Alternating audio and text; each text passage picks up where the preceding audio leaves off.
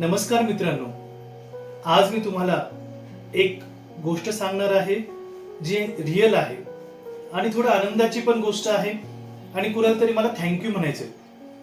काही दिवसांपूर्वी आपल्या निरामय केअर सेंटरमध्ये एक PI साहेबांचा फोन आला आणि त्यांनी शेगाववरून आलेल्या एका आजीला आपल्याकडे ऍडमिशनसाठी रिक्वेस्ट केली. आजीला कुणीच नाहीये, परंतु तुमच्या चांगल्या केअर सेंटरमध्ये ह्या आजीला ठेवावा अशी माझी इच्छा आहे, म्हणून आम्ही त्या आजीला आमच्याकडे ठेवलं.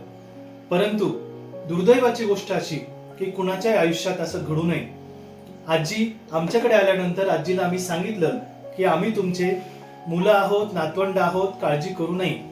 पण सडनली एकदा आजीचं ब्लड प्रेशर खूप वाढलं आणि इतक्या प्रमाणात वाढलं की त्यांना स्ट्रोक बसला आणि मेंदूमध्ये रक्तस्राव झाला.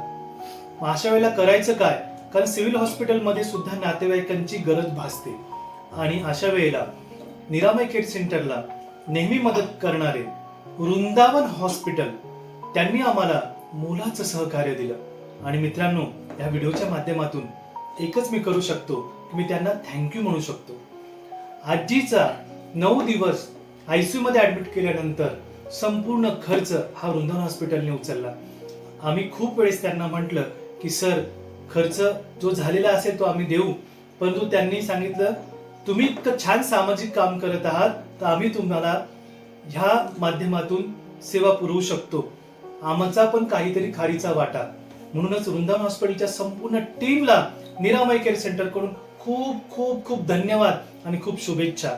ज्यामध्ये आमचे मित्र doctor Rajendra Kadam sir, doctor Darshan Jadhav sir, त्याचप्रमाणे Vitthal Sangle sir, doctor Ghanshyam Bare, doctor Deepak Chaudhari, doctor Sharad Talpade, या सरांचे मनापासून धन्यवाद. असंच सहकार्य करत राहा. नमस्कार.